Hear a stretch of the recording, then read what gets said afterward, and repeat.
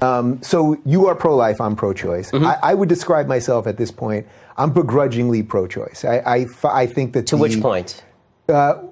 I believe that, first, on the most libertarian side of it, I believe that the government shouldn't be able to tell a woman or a man with what they want to do with their body. Now, I understand also that if you believe that there is a life there, then the government is supposed to protect life. So right. I'm going to concede you something at the same time why I'm saying I'm not pro-life. The reason I'm asking to what point is I'm asking to what point of the pregnancy. To what point in the pregnancy? So I would say, so from everything I have read, I think that basically until 20 weeks.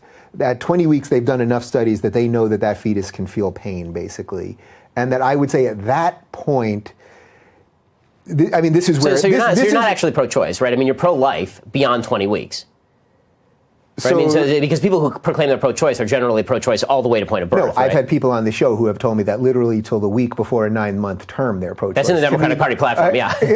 Is it quite in the Democratic Party platform? To the point of birth is in the Democratic Party platform. That really is. Yeah. I mean, okay, so it's pretty radical. So that to me, that's true radicalism. Like that to me, look, if a normal pregnancy happens at 6 months for whatever, a woman gets in a car crash and whatever, and there's a pregnancy, a 6-month-old baby most of the time lives, but so I would argue that basically for the first 20 weeks that it's a shitty thing. It's an unfortunate, horrible thing that no one wants to do. Why? But I would say that the woman should be allowed to choose what to do with her body. So I'll ask you. So I'm asking you why on that. Why is it a bad thing?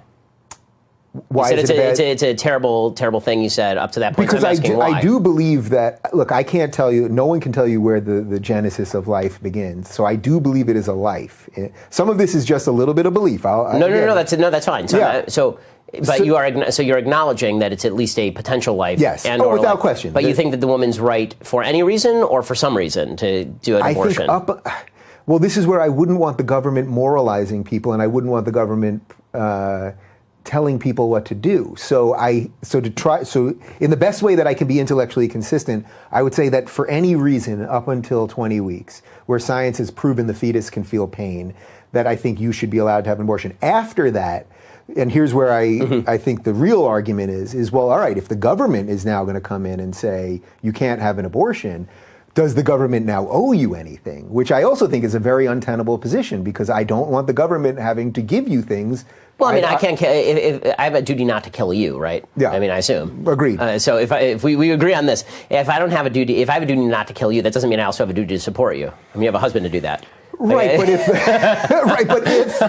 if it's Patreon that does that, actually, but if the government tells you, okay, so I get that point, but if the government tells you, right. But if the government says you cannot do this, and the government says I can't kill my child, but it's not my job to. It's not the government's job to support me in supporting my child. Right, but if you were trying to kill your child, I think the government has a right to come in and take away my child. Yeah, right, and that's what the pro-life position would be: is that if you're trying to kill your child, the government has a right to come in and protect the child. Okay, so you think basically my position here is I don't think it's perfectly. I mean, I think that you have to set. I think the beyond 20 weeks thing, you're going to have to do better as far as your rationale for not being pro-life, like formally pro-life, as in the government should restrict it. So square me on the libertarian part of this. Then. Okay, so the libertarian part of this is that libertarians believe that life is worthy of protection. This is like the one thing government is supposed to do, right? It's supposed to stop me from killing you. Mm-hmm. Okay, so it's either a life or it's not a life. You just suggested that a life beyond 6 months is a life, not basically, is a life. I'll go 20 weeks. Right, 20 weeks. Beyond 20 weeks, it is a life. So now, and I'm not even arguing that before 20 weeks it's not a life. I'm just arguing that... But you're arguing that it's a fully fledged life in the same way that you or I are a fully fledged life. Yeah. Okay, well, if that's the case, then the government obviously has a role in restricting. I mean, at that point, there's literally no difference except the location. And the location 5 inches this way or 5 inches this way does not seem to make much of a difference.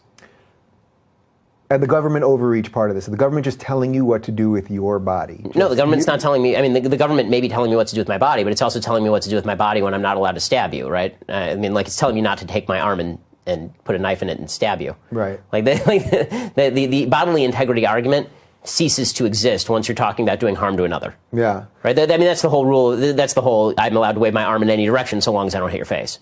You know, it's interesting because I know this argument won't compel you, but but I'll give you something that's based on feeling and anecdote from a woman. I love feelings and anecdotes. Yeah. You know, that's my favorite. I know. It's my favorite. I love it. Just go. Feeling, just make it happen. I know two girls that in the last year that I'm friends with that had abortions, and that it was a horrible choice for both of them. One in a committed relationship, and I don't know all the specifics of their sex life, but whatever, and one that it was just a one-night stand. And in both cases, it was a gut-wrenching, horrible thing that they did, but they truly felt that in their own lives that they either wouldn't be able to support the child, or in one case it had a lot to do with finances, but in the other case just at an emotional level and all that stuff. And the idea that we would then force them to do that, and then at the same time where Republicans don't want to then offer any help. Again, I don't love the idea of government help.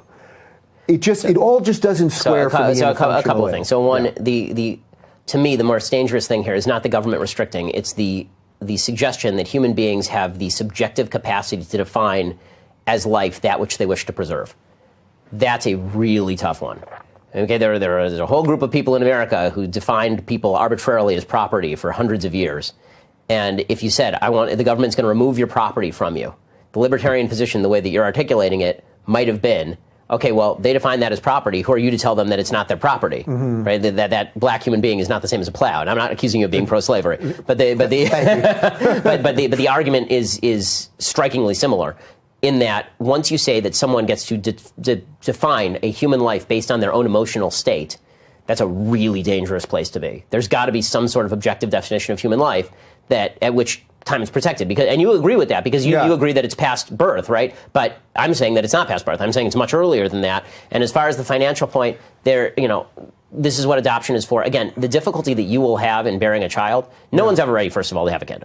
When you have kids, you make, if you're lucky, you make decisions. If you're not lucky, there's an accident, but then you're lucky because there's a kid. Kids are wonderful. I have two of them. Doesn't mean that you're going to be happy with your kid. Maybe you'll be unhappy with your kid.Maybe your kid's a crap. I don't know. But we can also revisit this in 10 years. That's true. But your level of personal discomfort with having children has no impact morally on the definition of whether that person is a life or not. So the difficulty argument cuts no ice with me. So even if I jump on board that, does the government or does society have any role then in making sure that life is protected as a life? The answer is yes, but the government's role is not in terms of positive rights. It's more in terms of negative, meaning if you mistreat the child, if there's malnourishment, if you're not taking care of the kid, the government will come in and take the baby away from you. And the government should come in and take the baby away from you. You shouldn't be allowed to starve your baby.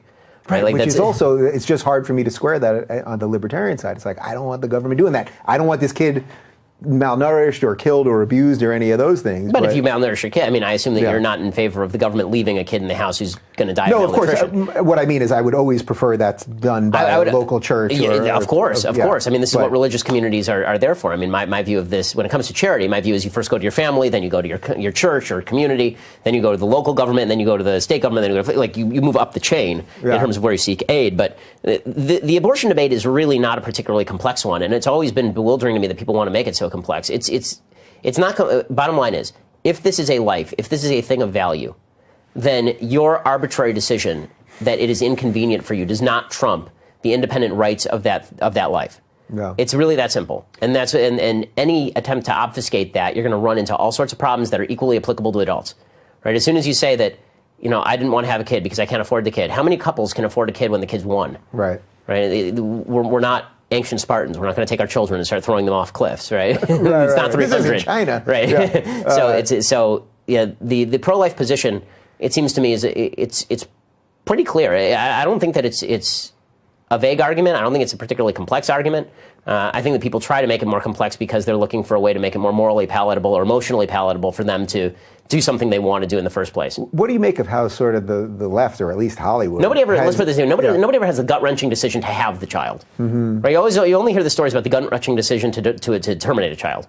You never hear the gut-wrenching say, I was really struggling with, should I have an abortion or not? And then I made the gut-wrenching and ultimately really difficult decision to have my baby. No, it always turns out that it's like, I was thinking about getting an abortion, then I decided that was a bad mistake, and then I had the kid and it's been great.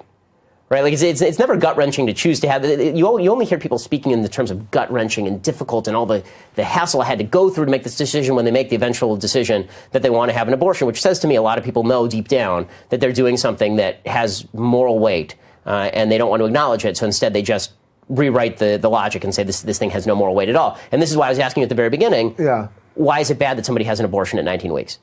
Right? If you acknowledge. I am acknowledging. I know. Yeah. And if you take the safe, legal, and rare position, this is why I think the Democratic Party position from the 90s makes no sense. When they say safe, legal, and rare, the question is why rare?